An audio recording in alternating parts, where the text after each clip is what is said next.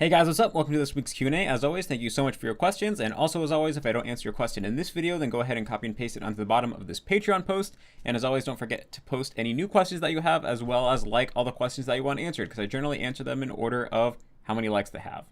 And I want to say thanks to everyone who left a question, because in the previous Q&A, I was talking about how there wasn't a lot of questions coming in. So I was encouraging you guys to post new questions, and you guys totally came through, and there's more questions than I can answer this week. So thank you guys so much for the questions. Keep on asking, keep on upvoting, and we'll get to all your guys' questions eventually. But yeah, this week looks like it's going to be fun because there are some pretty interesting questions. So let's jump right in. The most highly upvoted question: what's the worst thing that you've ever done? So actually, this is something that I did recently. I'm not proud of it. I'm kind of ashamed of it, but I'm gonna tell you guys because you guys are asking. So basically, the other day I went to McDonald's, and I don't go to McDonald's very often, but basically I was just, due to the circumstances of that particular day, I hadn't eaten all day.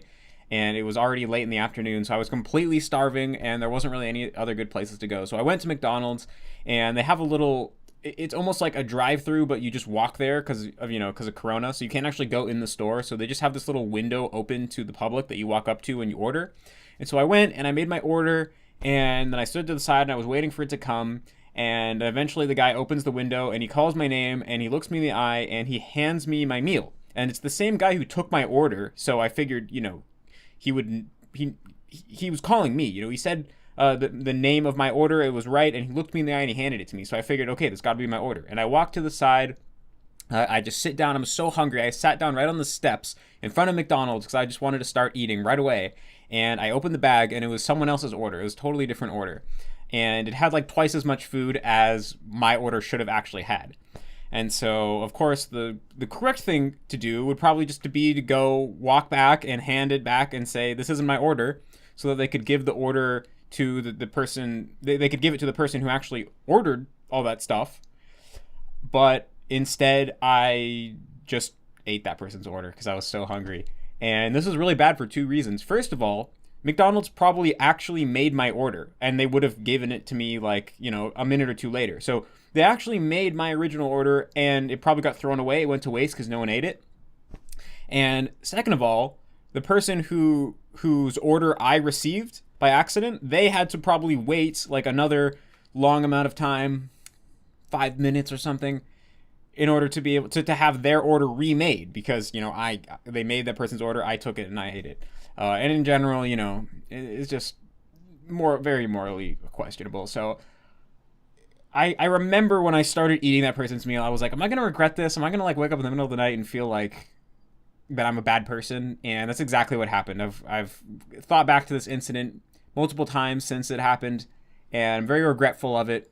I'm very ashamed of it. And I just feel like it wasn't who I am. It wasn't who I want to be. So definitely will not be doing anything like that in the future. So it's probably the worst thing I've ever done. Hopefully will be the worst thing I ever do going forward.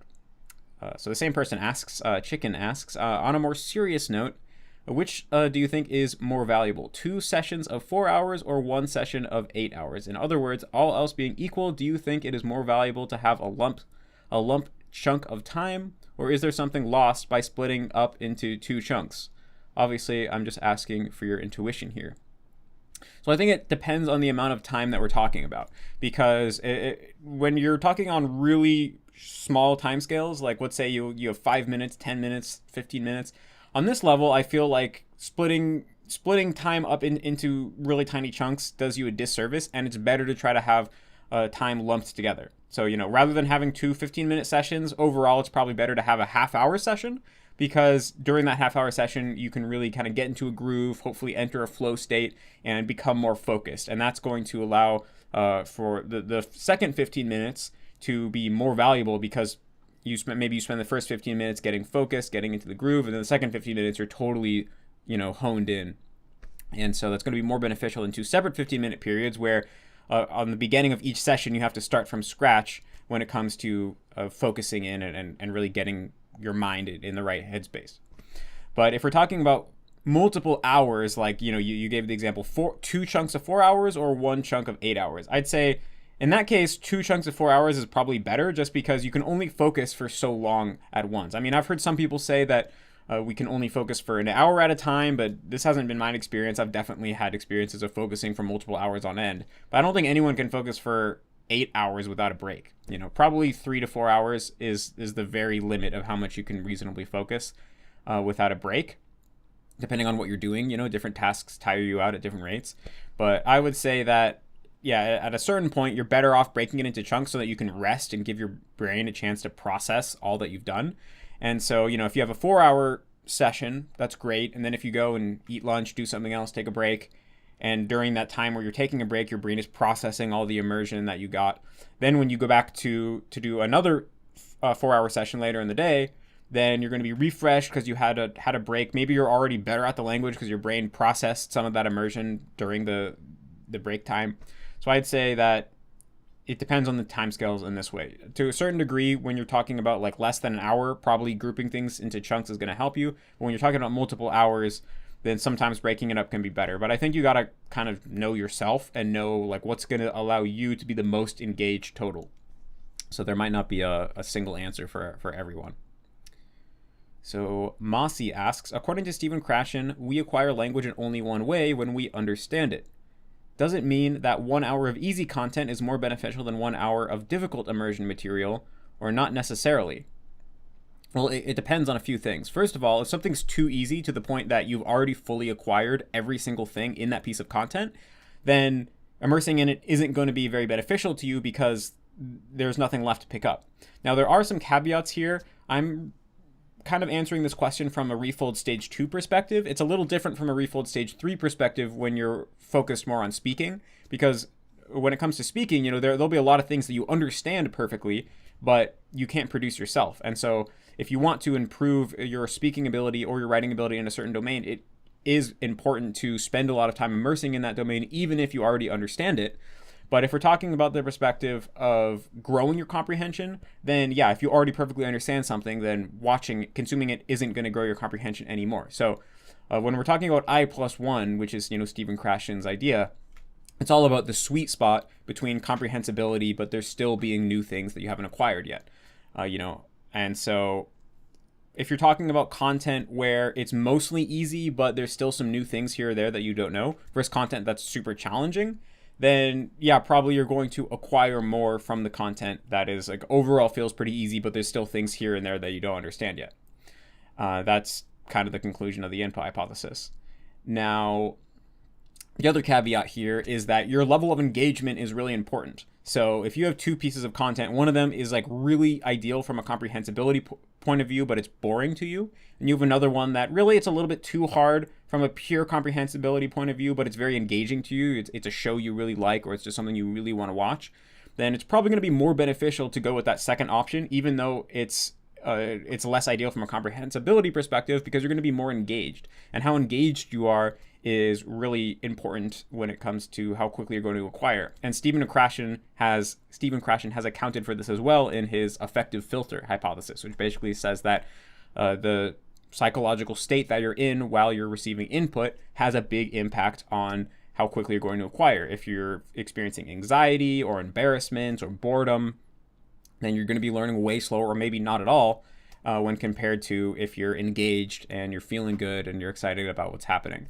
So for us immersion learners who are, mostly just trying to find our own content on the internet, we're not having someone make content tailored just for us. A lot of times we do have to find some kind of compromise between comprehensibility and engagement. And so that's just kind of the reality of being a learner in this age, until they make the AI that can create comprehensible input to you for the specific level that you're at in a given day to match your personal interests and things like that, which probably we will get eventually. And until we have that, it's going to be we're going to have to keep making compromises. Now, one other thing I want to add on is, although I think what I just said is true as a broad principle, when we actually try to hone in on how much I+1 or how much +1 is truly optimal, like are you going to acquire the most when you have level 3 comprehension or level 4 comprehension, or maybe level 5 comprehension. I think it's really hard to say, and it might depend on some other factors like where you are in the process overall. I think it does kind of make sense that maybe you acquire even more when you're at a level 3 a comprehension than when you're at a level 4 comprehension, because you understand enough to not be lost and to know what's going on. But there's also so much that you don't understand that there's lots of opportunity to learn new things.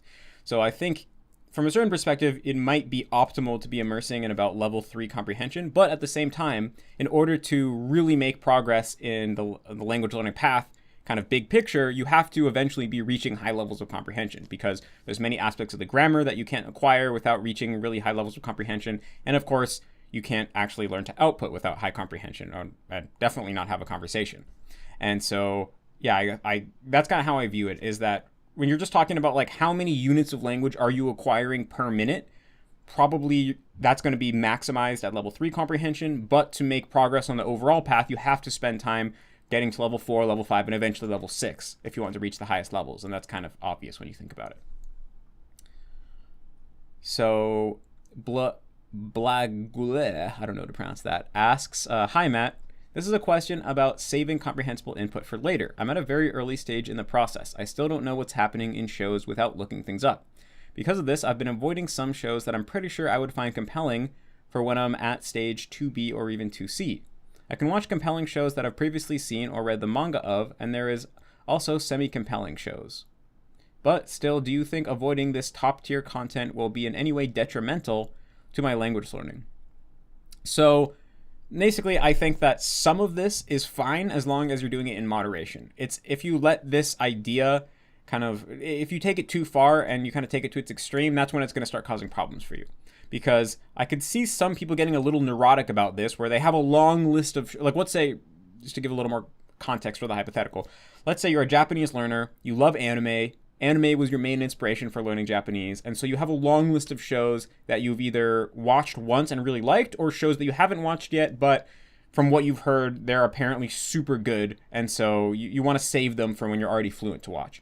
So if you just have this super long list of shows that you don't want to watch until you've already reached fluency, then you're going to be left with nothing but either crap or stuff that you're not interested in to actually immerse with. And of course, that's going to cause problems, because if you don't enjoy your immersion and you're not excited about your immersion, you're not going to be able to get yourself to spend a lot of time doing it. And so I think if you have 5 shows tops that are like the cream of the crop shows, either you've watched them once a long time ago, but you don't want to you want to save your first rewatch for when you're already fluent, or those are shows you haven't watched, but they're super good. You can save those, like 5 of them tops, but after that, you got the bulk of the language learning process is like the whole point, what I should say, of the benefit of learning through immersion is that you kind of get to have your cake and eat it too, in the sense of you get to enjoy your favorite shows while you learn, and that's what keeps it engaging, and that's what makes it fun.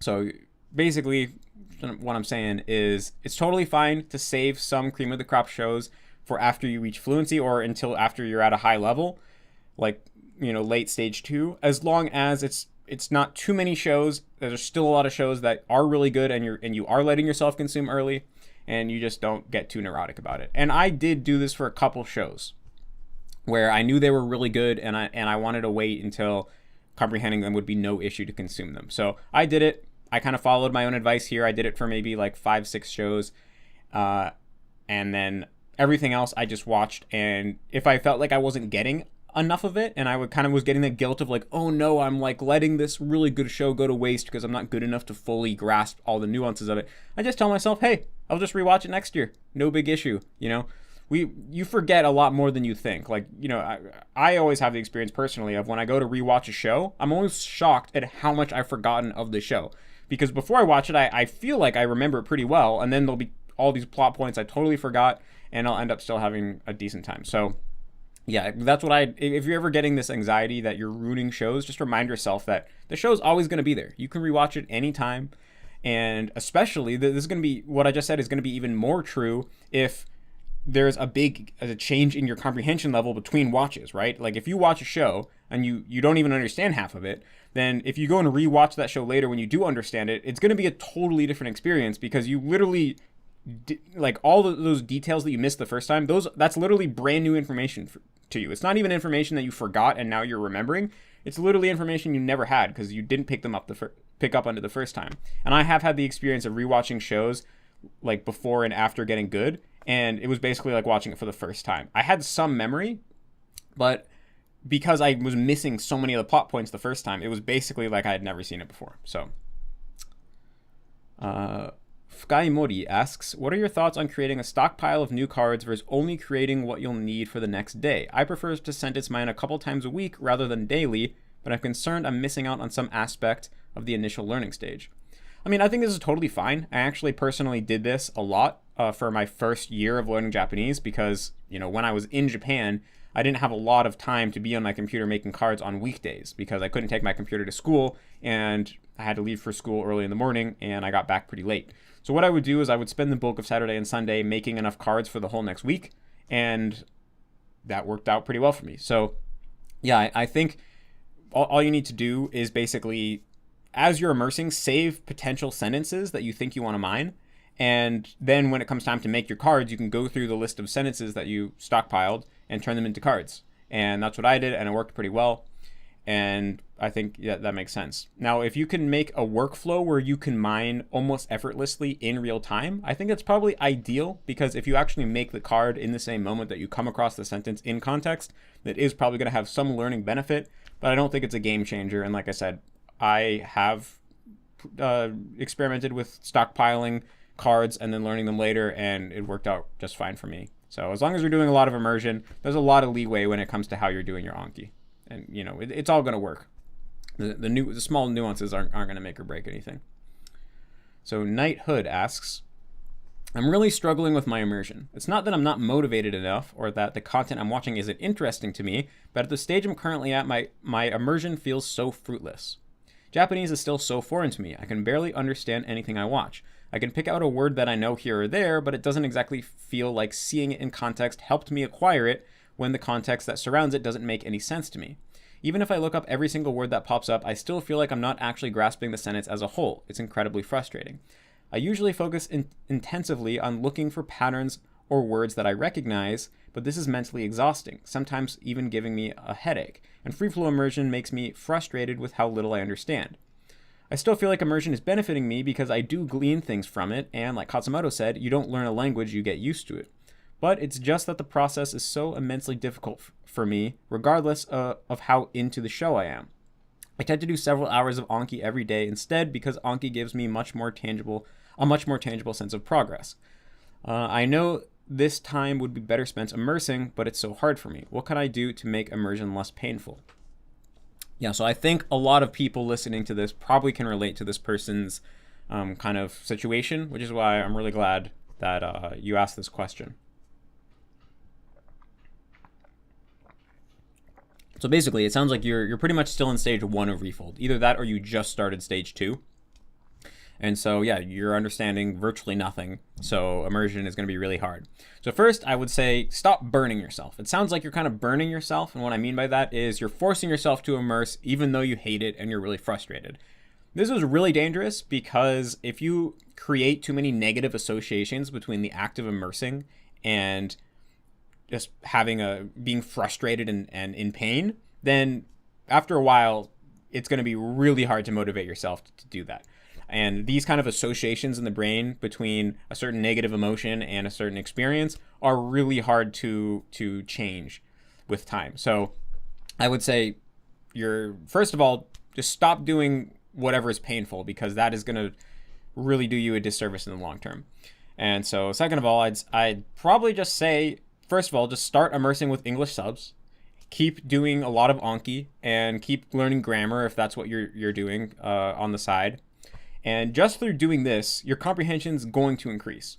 If you're still a raw beginner and you only know about 1,000 words, then simply by memorizing more words, your comprehension is automatically going to go up. And even if it doesn't go up that much, and when I say your comprehension, I mean like how much you understand when you actually do go and immerse. Your comprehension is going to go up, maybe not that much, but the thing is you are going to start noticing way more words. And when you're noticing words left and right, like normally this is the experience you'll have if you learn a bunch of words in Anki, but you haven't done a lot of immersion, and then you suddenly start immersing. There'll be all these words that are really familiar to you, and you're like, oh, that sounds familiar. Oh, I think I have a card for that. But you can't remember the meaning right away. And so, you're not actually understanding that much, but you're recognizing way more. And just by, pausing and recalling the word or like thinking about it for a second and recalling the word, then you're deepening the connections in your mind, and your comprehension is going to grow really quickly that way. So first of all, memorizing more words, and this only applies if you're pretty much a total beginner, but learning a bunch of words will grow your comprehension, but more than that, it will make immersion more engaging because you'll at least be recognizing more stuff, and you'll have more, your brain will have something to do, because when you recognize a word, you can try to understand it, right? You have to recall the meaning, try to see if that helps you understand more of what was going on in the context. And so basically, once you start recognizing a lot of stuff, your brain gets busy when you immerse, and then it becomes a lot more engaging. And so if immersion is really painful right now, then just go and focus more on Anki like you're doing already. Keep doing that. And that way, if you swing back around to immersion in, let's say, a month, probably it will automatically be, well, first of all, you'll understand more, and it will be a lot more engaging. And so that's what I'd say, do that. And then just put on the English subs for now, because that will allow you to, first of all, enjoy your immersion and still work on building the habit of spending time immersing every day, like spending time stopping what you're doing, opening up something in your target language and consuming it, because that's the main habit that you want to really develop here. And the other piece of this is that it sounds like you have no tolerance for ambiguity. Let's see, what exactly did you say? Free flow immersion makes me frustrated with how little I understand. Yep, that is the story of immersion for pretty much everyone who's learning a new language. And that is exactly why we talk so much about tolerating ambiguity. It's a skill that you cultivate. Most people don't start off with it. Most people start off with no tolerance for ambiguity because we've been trained out of it during the course of our childhood and adult life. Normally, tolerating ambiguity is not a good thing. Normally, in most contexts in life, whenever there's ambiguity, you want to go and look it up or practice or clarify it so that it's no longer ambiguous to you. And so it's going to take practice to adjust to tolerating ambiguity. So I'd say you can make most of your immersion, you can switch on the English subs, but start slowly immersing with no subs. Maybe you can start with 15 minutes a day and view it as a meditation practice. Watch whatever emotional reaction you have to not understanding, whether that's boredom or frustration or anxiety or whatever, and just observe that's the reaction you're having, and let yourself have that reaction.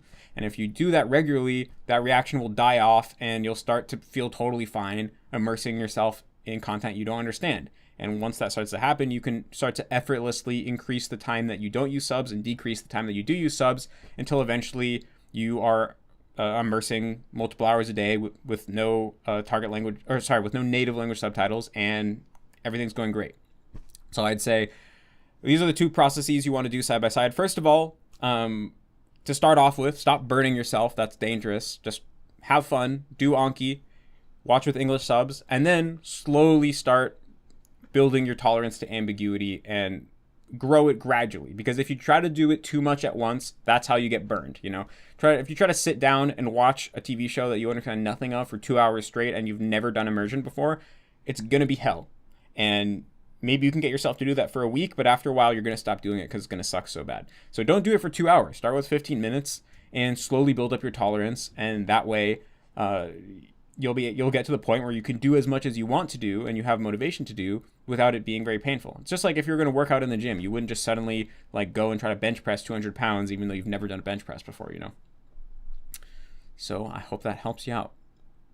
Simple Milk asks, decently sized question ahead. So when I first started Japanese and went on to do kanji, I used the previously promoted RRTK method and its respective deck. I repped through the entire deck, however the reviews were inconsistent, lackluster, and I wasn't giving undivided attention to it. I did manage to complete the entire deck with decent acquisition of the kanji, but not until recently did I realize it was weak acquisition, not being able to recall kanji meanings from a given word that I can read. I'm not sure now whether to go back and possibly tackle the JP1K deck or continue with being able to acquire meanings of words but not recognize the meanings of individual kanji. You definitely don't need to do JP1K. You definitely don't need to go through RTK again. Just start learning words and you'll be completely fine. I've said this many times, but I think it's a really important point, so I'll say it again. What was the point of RRTK and what is the point of the what is the point of the JP1K is to be able to remember kanji the same way you remember faces. So if I showed you a kanji today and I said, look at this kanji, and then tomorrow I came and I showed you 3 kanji and I was like, out of these 3 kanji, which is the one I showed you yesterday? If you can pass that test, then you have kanji fluency. And if you have kanji fluency, then you can just start sentence mining and learning words, and that will take you all the way to being fluent in reading Japanese. And then if you want to learn how to write the characters, do that after you're already fluent in reading Japanese. And so I would imagine that given you've already gone through all of RRTK, you could probably definitely pass this little test that I just said, which means you have kanji fluency, which means you're going to be able to just learn words directly. You can just, when you see 2 kanji next to each other, you can just memorize, okay, this is read like this and it means that. And just then you know how to read that word. And if you learn how to read every word in Japanese, you can read all of Japanese. And by the time you learn to read a couple thousand words in kanji, you'll naturally find that you just have a sense for what each of the individual kanji mean out of context. That comes up as a result of learning thousands of words. It's not something you have to train specifically with something like Wanikani. You can do that, but it's really slow and inefficient, and the final result is a lot worse. If you want to be kanji master, just learn to read thousands of words, and everything else will happen naturally. So Jack asks, this is an interesting question. Do you think filler words are really worth incorporating into your speech? In my native language, fillers are something I try to actively remove from my habits of, talking, so it seems counterproductive to try to learn a bad habit in another language. I get that if you are speaking Japanese, it would be better to say etto than but wouldn't it be best to say neither? So yeah, in general, fillers, just in case anyone doesn't know, fillers are words like or like and so I've probably used many fillers during this video that you've been listening to. I think I just said real quick. Most of the time native speakers use them unconsciously, so if you haven't filmed yourself and watched it back a lot, then you probably don't even realize how much you use fillers when you're just speaking day to day. There's also fillers kind of like saying, you know, like I use that one a lot, and things like, well, that was a filler right there. Anyway, I know that there's a few fillers that I use a lot that even annoy me when I edit my videos, but I can't think of what the other ones are now. But anyway, yeah, in general, although everyone uses fillers, if you use them too much, it sounds bad. And most people who try to film a video who have never recorded themselves talking on a camera before will use way too many fillers, and then when you listen back to it, it's kind of hard to listen to because every 5 seconds they're like and it just stands out too much and it's kind of off-putting. So yeah, in general, you don't want to use too many fillers. And for most people who haven't practiced talking before in their native language, just by reducing the fillers that they use, overall their speech will sound more intelligent and more coherent. And a lot of times, instead of saying a filler, if you just pause for a second and you're kind of silent for a second, it gives a better impression, because something about fillers kind of sound unintelligent if you use them too much. Don't know exactly why. It just gives that impression. You know, it gives the impression you're not sure what you're saying, like you're lost. If you're just like but if you just pause and you're silent for a moment, it gives the impression that you're just thoughtful and you're thinking and you're careful about what you say. So yeah, in general, it's good to try to say less fillers, maybe just pause more, maybe just speak a little slower, a little bit more deliberately, and that will make you sound a lot better, even in your native language. But the thing is, when you're learning a foreign language, it's just inevitable that you're going to have a lot of times where you're stumbling over your words, or you're stopping, you're thinking about what you're going to say.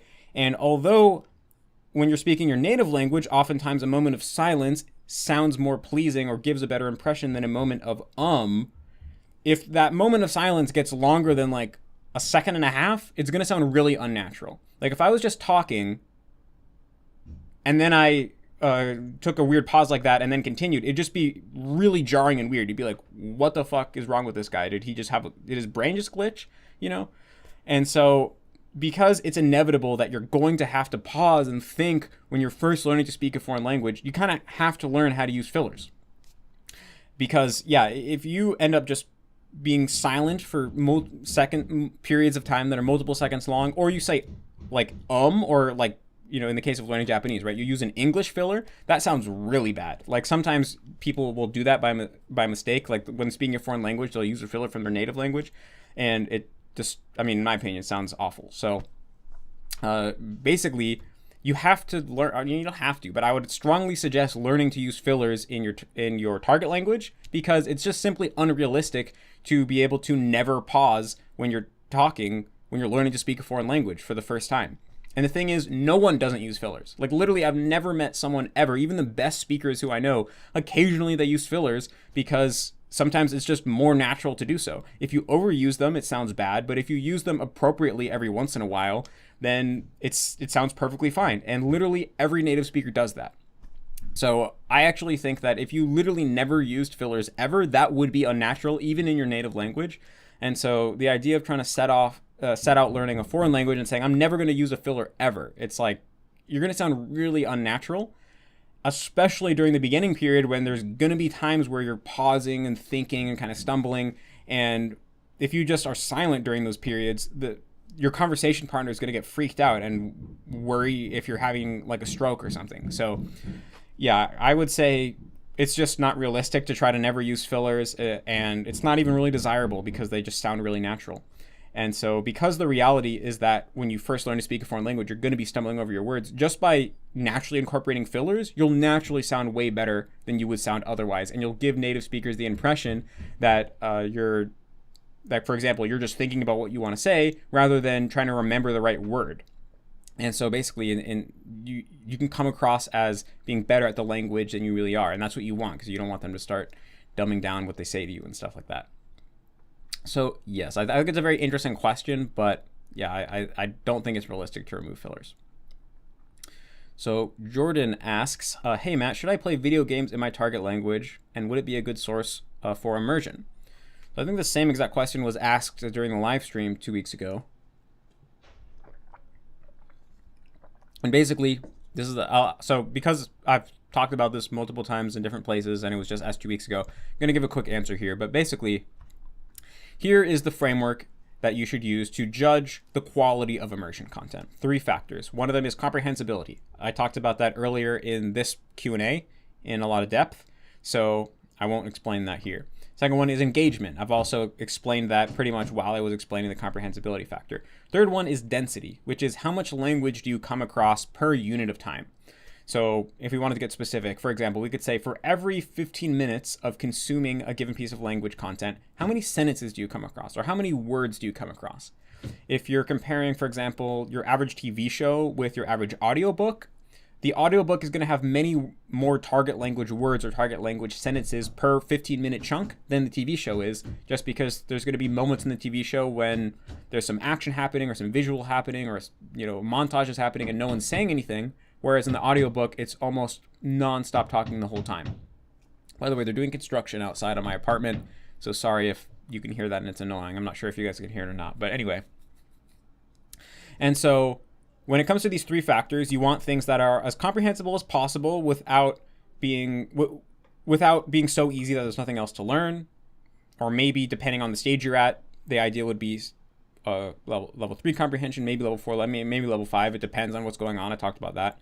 Engagement, you want to be as engaged as possible, as excited about the content as possible. And ideally, you want the content to be as dense as possible, because the more exposure you get to the language, the faster you're going to improve, of course. And so just if you want to say, should I immerse in a video game? I think the way that I think about it is, well, what would I be doing if I wasn't going to immerse in the video game? Would I be watching a TV show? And if yes, then you got to compare the 2 options. Okay, I can watch a TV show, I can play the video game. How do each of these compare on all the different factors? Depending on the video game, maybe the video game is off the charts on every stat. Maybe it's extremely dense and the perfect level, and you love it, and so it's just the ideal immersion. Maybe it's not dense at all. Like if you're playing like the Japanese version of Call of Duty or something, maybe you're hardly getting any exposure to the language, and so the show is just going to be so much better that you can't even justify the video game as immersion. Maybe it's somewhere in the middle where it's hard to say, where maybe the video game's a little bit less dense, but you're so much more engaged in it that it ends up being a good choice when you compare it to the TV show that you would be watching otherwise. So it's a very case-by-case type of thing. It depends on who you are personally. It depends on what game you're talking about. And in general, I would say probably most of the time a TV show is going to be better than a video game, but there are exceptions, and you got to take your personal engagement into account. And even if you do play a lot of video games, I would also try to be balanced overall, try to balance that with TV shows and stuff as well. And finally, I don't even count visual novels as video games because they're so much closer to a light novel or a book than to any other video game that, I mean, although technically, yes, a visual novel is a video game. From a language learning perspective, you're better off just thinking of it as a light novel or a light novel with narration in the background. So, of course, light novels are great for immersion, and I don't even think it's worth talking about them in the same context as normal video games. So Katie Woodham asks, do you have any tips for those of us listening to content that doesn't have target language subtitles? For reference, my comprehension is usually around level 4. Some specific struggles. I can usually hear and look up words I don't know, but I don't know how to make flashcards from my immersion because transcribing sentences for a sentence card I think would be dangerous and time consuming. 2. I often have the experience of understanding all the words, but not taking in the meaning. Feels like by the time the sentence is finished, I've forgotten what the start of the sentence was. Because there's no subtitles, I can't go back and work it out easily. So first of all, for your first concern, how about just making audio sentence cards? If you use a program like ShareX, you can very easily grab sentence level audio from whatever you're watching and just paste that onto the front of an Anki card. So I think you could definitely make audio sentence cards where the front of the card is just an actual MP3. It's the actual audio clip of that sentence being pronounced from your immersion content. And then on the back of the card, it's the definition of the unknown word. Because as long as you're able to look up the definition of the unknown word, and that enables you to understand roughly what the sentence means as a whole, then you should be totally good to go. So that's probably what I would recommend, making audio sentence cards. There's no real need to transcribe it into text form. And for the second one, if you say by the time you get to the end of a sentence, you forgot what the beginning of the sentence was, I mean, you could just rewind a couple seconds and then see if now that the end of the sentence is loaded up into your short-term memory, if that enables you to understand the sentence as a whole. Sometimes that will work, other times it won't, but I have a whole video on the phenomenon of understanding all the words in a sentence but not understanding what the sentence means as a whole, or really just broadly the phenomenon of not understanding what sentences mean as a whole. And so there's a lot of different factors that go into that. Definitely check out that video if you want to have a deeper understanding of why it occurs. But the bottom line is that you just got to immerse more, and that's the only problem, or that's the only real solution. It's the only way to improve the situation. So I would say if you don't have target language subtitles and also you don't have text that you could learn from, then you just gotta, it is going to be more challenging, but you just got to make do with what you have. And if you say that you can, normally you can hear unknown words in the audio clearly enough to look them up, that's a really good sign. It probably means you're already over the hump of what would be the most difficult part. And so I would mostly just say, well, in terms of general tips, listen to the same content multiple times. Take advantage of repetition. That's something that you can do to try to make it easier on yourself because you don't have subtitles to make it easier for you. And then, yeah, you just got to listen a ton and make audio sentence cards. That's pretty much all you can do. So Cole Cannon asks, besides pitch, accent / pronunciation, what aspects of learning Japanese did you feel required a lot of conscious study? Man, the construction is really distracting me right now. Hopefully it's not too bad for you guys. This construction has been nonstop for months. It's really unfortunate. Hopefully they finish soon. I'd say besides pitch accent, the only aspect of Japanese that really required conscious study for me was keigo. Keigo, for anyone who doesn't know, is the system of polite Japanese, like the polite register of Japanese. And I think the reason it took a lot of study was mostly just because it didn't come up in my immersion a lot. And also there is a kind of artificial nature to it, where there's very specific rules of how it works. And some of these rules are probably man-made and hard to acquire naturally. So I know that even a lot of Japanese people, when they go into the workforce, they have to buy a book on how keigo works and study it in order to be able to speak like fully proper keigo. So I think there's an aspect to it where even natives have to study it, so why would I not have to study it? but I also probably had a worse intuition for keigo than native speakers do, just because it comes up very like little in immersion, so there's not a lot of opportunities to learn it. And I will say that, and first of all, I'm not talking about teinego. Sometimes teinego and keigo are used interchangeably in different contexts, but teinego is just standard desu mas form, like so desu ne, that, you know, ikimasu ne, hai, so desu ne. But actual keigo is when it's like the irasharu and like osharu and sasete itadakimasu. And it's where you actually use different verbs on, depending on whether you're talking about an in-group or an out-group. You actually, when you're talking about an out-group, you use very honorific forms, and when you're talking about an in-group, you actually use like negative forms. So you like belittle yourself in order to make the person who you're talking to, like relatively speaking, even higher. So you say like, oh, little old me sucks so badly, but you are so awesome and amazing. And the fact that you're putting yourself down, relatively speaking, makes it so that you're putting the person who you're talking about or you're talking to even higher. So that level is what I'm talking about. And I always understood, I mean, not always, obviously, but I mean, just through my immersion, I got to the point where I could understand keigo just fine, but I didn't know like the subtle differences in all the different levels and all the different words in order to be able to speak it myself. So I understood it, like I knew that like irasharu means iru and it's polite, and like osharu means you and it's polite, and so I could kind of like maybe fake it a little bit if I wanted to, just going off intuition. But real keigo is very specific and has very specific rules, and so to be able to produce it myself correctly, I had to actually buy a book and study it. So that's probably the only other thing besides pitch accent, although there are some little things that I've studied here and there, specifically when it comes to situations where basically the language is changing, and but the language change hasn't been fully accepted. So there's something that a lot of people do, but some people consider that thing to be incorrect. So one example is danuki. So this is not going to make any sense if you don't already have a basic grasp of Japanese, but when you put things into when you put a godan verb into the potential form, or is it or maybe it's not goldan. Can't even remember the name of the type of verb that goes into this form, because I just know intuitively now. But basically, if you take taberu, for example, yeah, not godan. I think maybe it's shimoichidan and kamiichidan verbs. But anyway, when you take a verb like taberu and you put it in the potential form, it becomes taberareru. But a lot of people nowadays, instead of saying taberareru, they just say tabereru. So what happened there is a ra was removed. That's why it's called ra nuki. That's what this phenomenon is called. To nuku something is to remove it, basically. So it means like raw removal, because the ra removal, because the da sound is getting removed. It just becomes tabereru.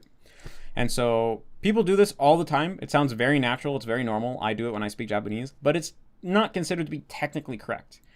And so, for example, an NHK announcer would never use this. And also, a lot of times when you watch Japanese TV, if someone says danuki, the subtitles like put the da back in, because the subtitles are supposed to be like correct Japanese. And so I think it's good to be able to tell the difference between like what is danuki and what is not, in case you're ever in a situation where you want to prove that you can speak like correct textbook Japanese.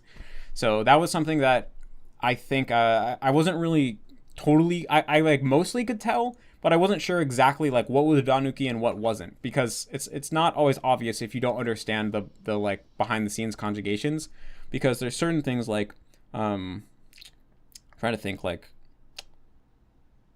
oyogeru, for example, that's not danuki, but it kind of sounds like it could be because there's not a da in it, but only certain types of verbs have a da in that potential form in traditionally. So basically, yeah, I had to study to like fully get it.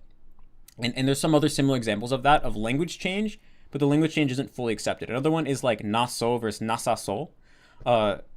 So basically, if I was gonna say like so toranas, to give two examples, toranaso versus samuku nasaso.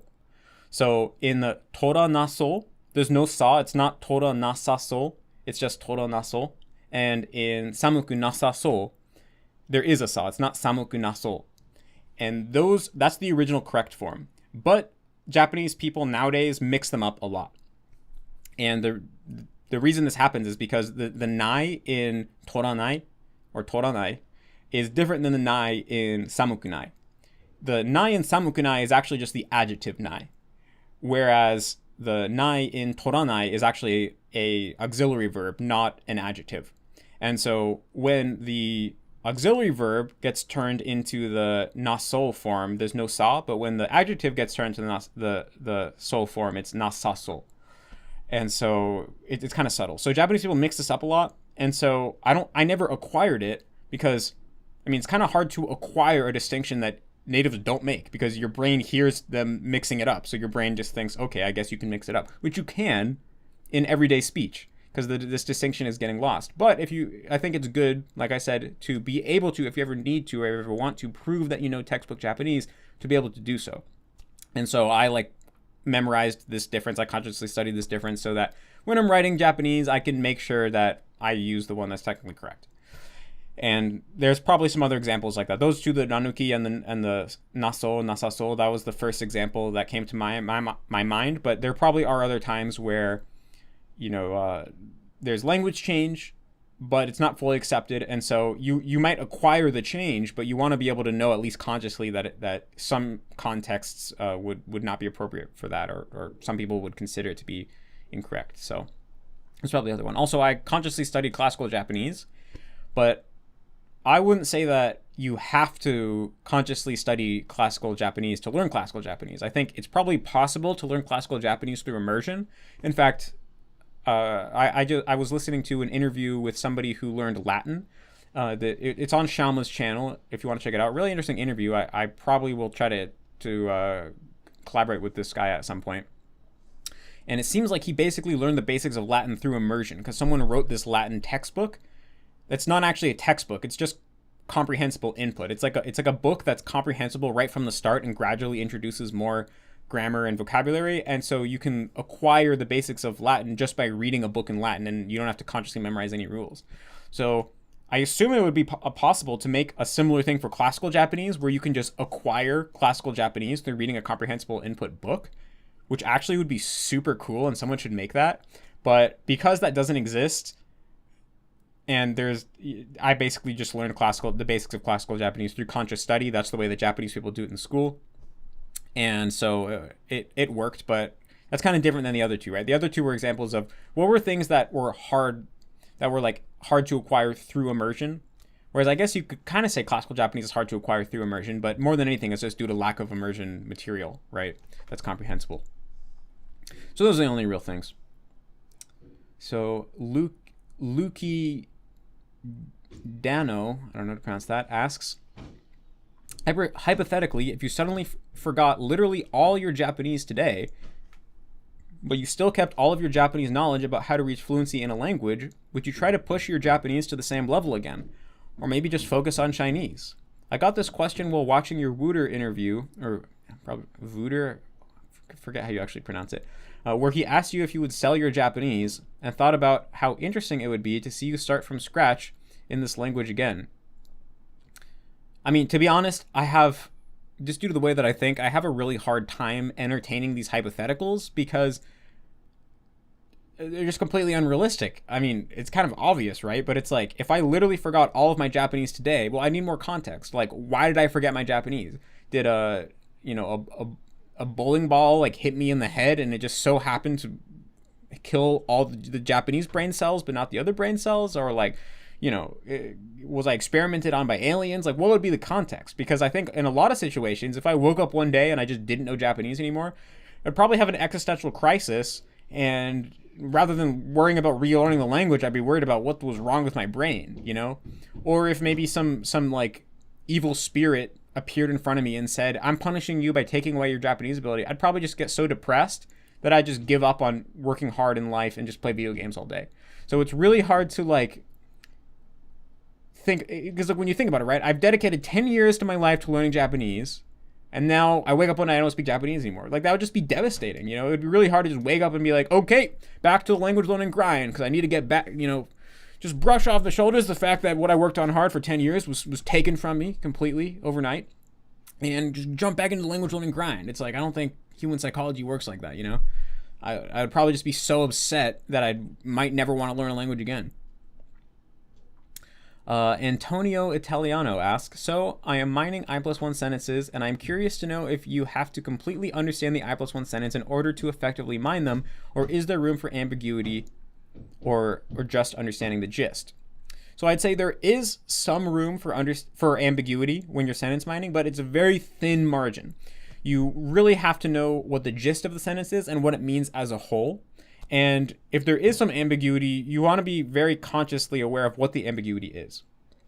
And this actually touches upon the next question that is going to be asked. But from what I've seen in both Japanese and Chinese, and so on, and from what I've heard, it seems to be in every language, there's certain aspects of the grammar that are very basic in the sense that they show up in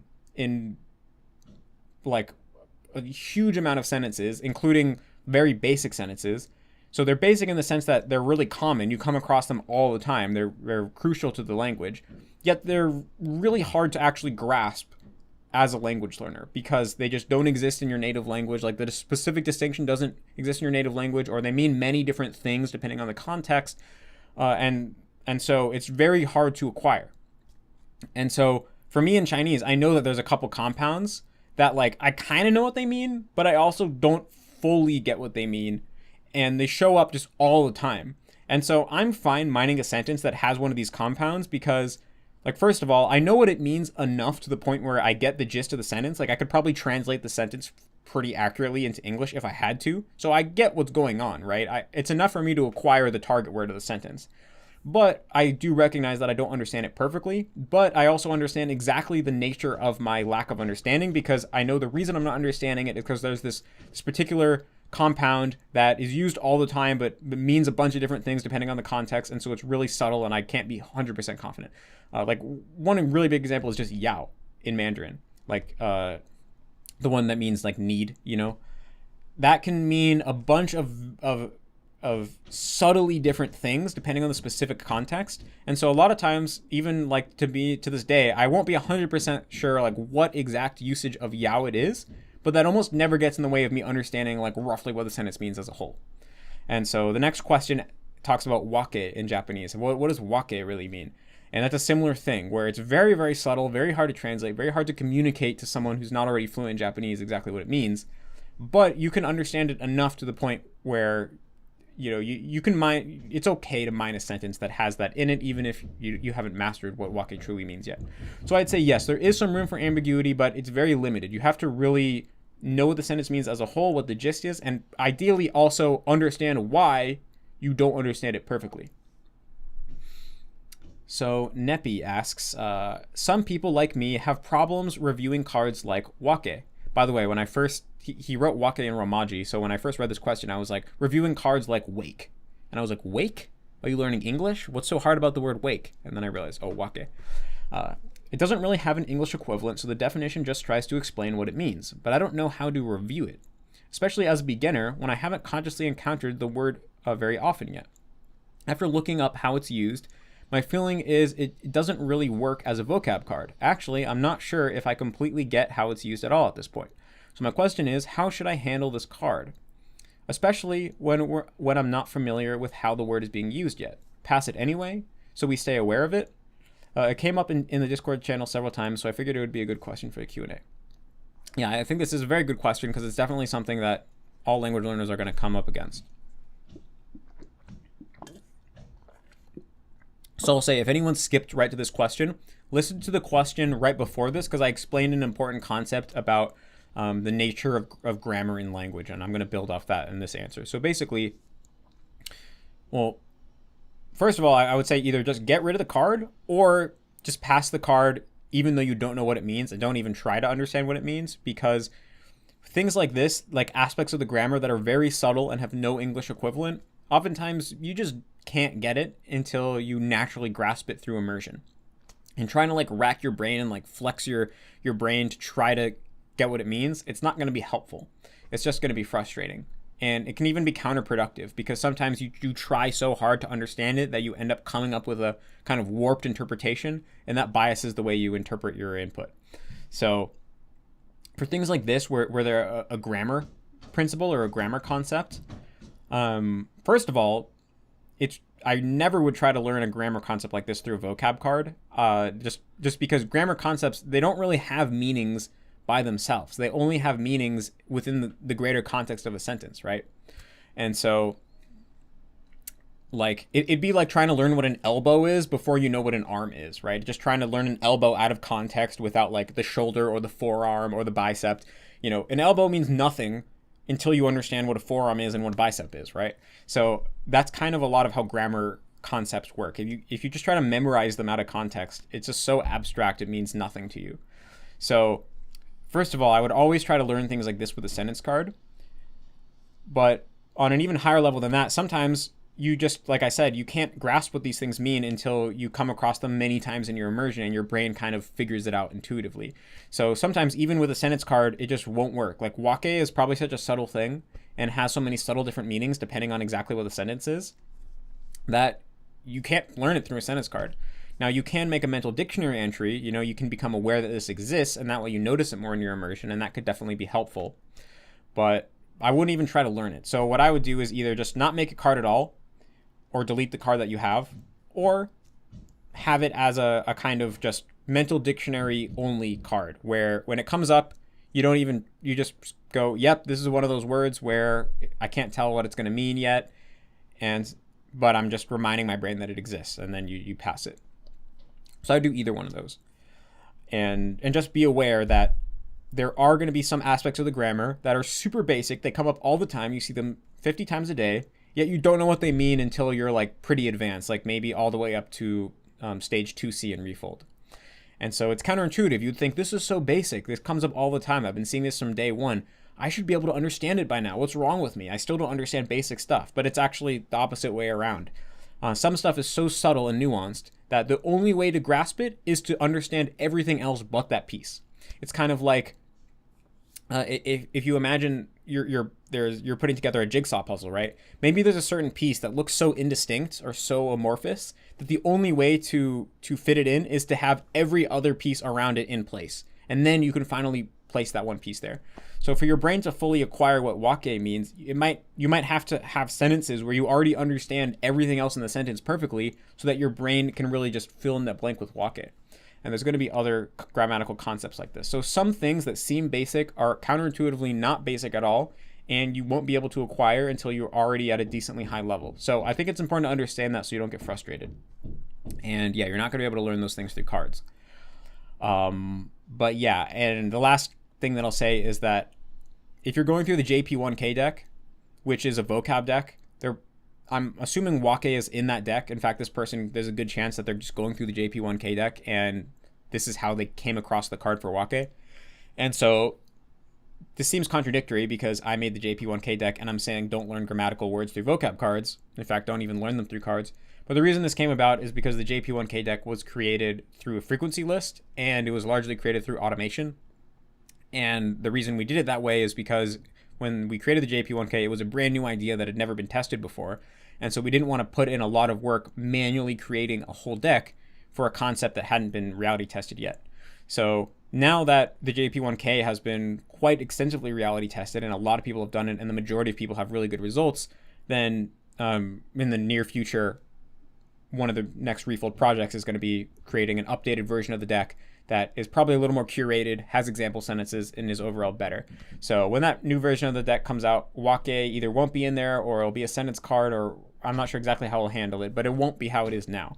So I'm really sorry for all the people who have experienced frustration going through the JP1K deck when it comes to these particular grammatical words and stuff like that.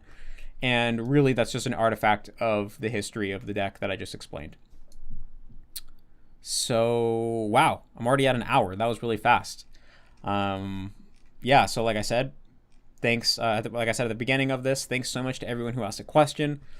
The more questions that are asked, the more that the questions that I answer end up being interesting, you know, because like, let's say I answer 10 questions and there only are 10 questions that get asked. Well, I have to answer every one, even if one of them is really boring. But if I'm going to answer 10 questions, but 20 questions were asked, well, then I answer the most interesting 10 questions and the whole thing ends up being more interesting. So yeah, thanks. I really appreciate it for all you guys who asked a question. Lots of interesting questions today. Hope this was useful to you guys. And thanks so much for supporting Refold. So I'll catch you guys in the next one.